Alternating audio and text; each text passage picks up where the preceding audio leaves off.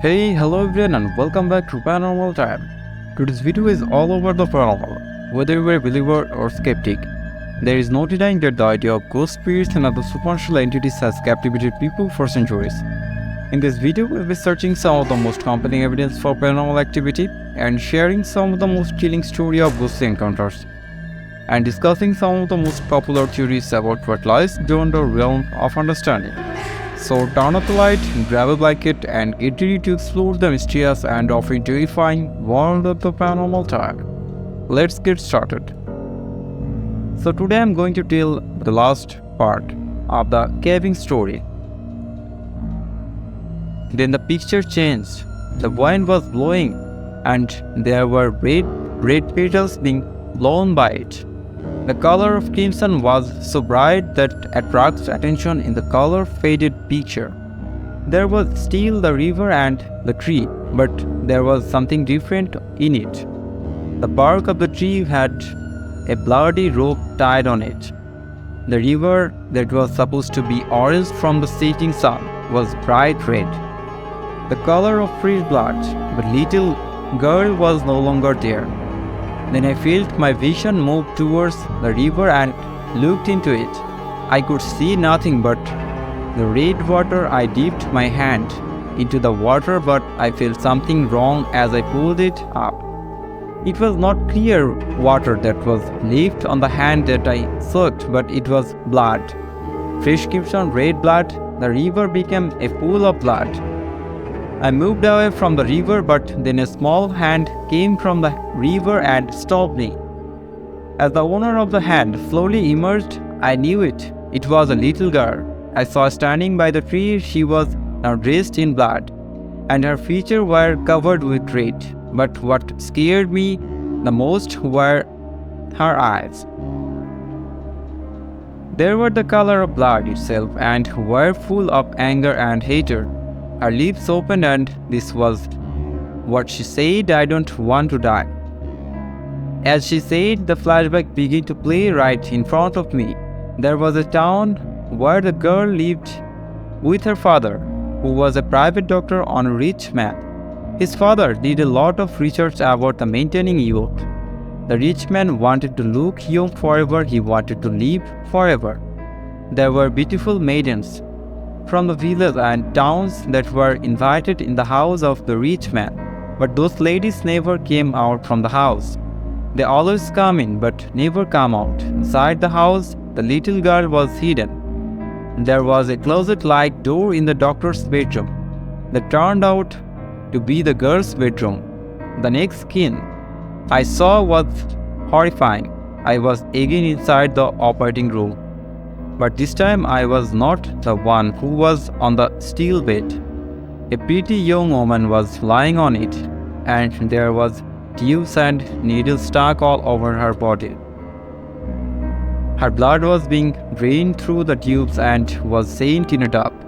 The girl became paler and paler until no more blood could be drained from her next, and the doctor got his scalpel and opened the woman's chest. He got her internal parts out and drained their blood.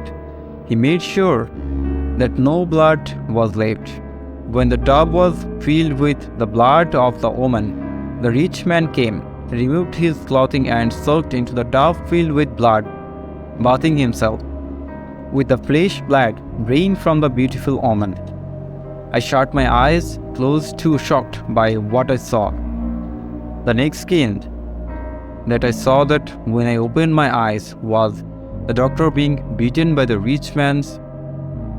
There were no more maidens available in town and in the village, so the rich man ordered the doctor to kill his own daughter and offer her blood to the rich man. The doctor, beaten to death, refuses his master. Because of the rich man's anger, he ordered his maid to capture the doctor's daughter and bring her to him while the doctor was locked into the dungeons.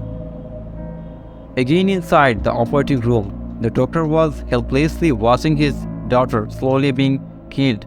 His beautiful daughter, the young girl, I was stuck with tubes and needles, her blood being drained out, her life being taken away from her body. The doctor shouted and shouted for the men to stop them, but they would not listen. The rich man gave him a smirk and killed him by shooting his head. The body of the girl was placed inside a bag was carelessly buried. The flashback ended with that scene, and I found myself inside a dark room. The girl was there, she was staring at me, but she was no longer dressed in blood. She was clear. She was clean and neat, was very beautiful. She was pointing at something I do not know, her index finger pointing downward at where I sat. I looked down, and when I looked back at her, she was gone and I was once again inside the cabin. I thought about what the girl was trying to say. Maybe she wanted to have peace. She wanted to have a proper funeral.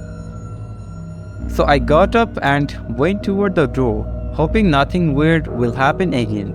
As I got near the door, I tried to open it, but it was still locked. I tried to speak with the spirit of the girl was locked me inside the cabin, telling her I'll just look for something to break the wooden floor and I'll come back inside, I promise. I went at the side of the cabin and luckily found an old axe. I got it and went back in. I started breaking the wooden floor where I was still little while ago. I started digging at the soil and I found the exact same bag that I saw in the flashback. I got it and went outside, but this time the door was not locked. I went at the side of the cabin where the flower grew and started to dig. I buried the girl's body and said a short prayer. I also laid flowers that I picked at her burying ground. As I was about to go back inside the cabin, I saw the little girl standing beside the tree, her hair and dress being blown by the wind. Her face was at peace and so were crimson red eyes. Her lips moved and all I heard was "thank you." And she was gone. I went back at the cabin and got my things. The storm was gone and the sun was out. Once again I started my journey home, leaving the cabin behind. I saw an old lady passing by and greeted her. I asked her about the cabin, but she said there was no cabin built near the road and there will never be because the soil would not hold erect and building even it were made of wood. I was surprised by what that old lady said. She went along her way, bidding me goodbye. And as she did, a little girl was walking behind her back. The girl was wearing a white dress and her golden curls were hanging down at her back. She had a big hat on her head, but I saw her peek from the hat and saw a pair of crimson red eyes staring right through me. So there you have it, folks. A glimpse into the mysterious and often terrifying world of the paranormal time. Whether you are a believer or a skeptic, there is no denying the enduring fascination that people have with ghost spirits and other supernatural entities. We hope you enjoyed this video and that it has left you with some insights and perspective on this intriguing topic. As always, thank you for watching and we will see you in the next one. Until then, stay healthy, stay tuned. See you in the next episode. Good night.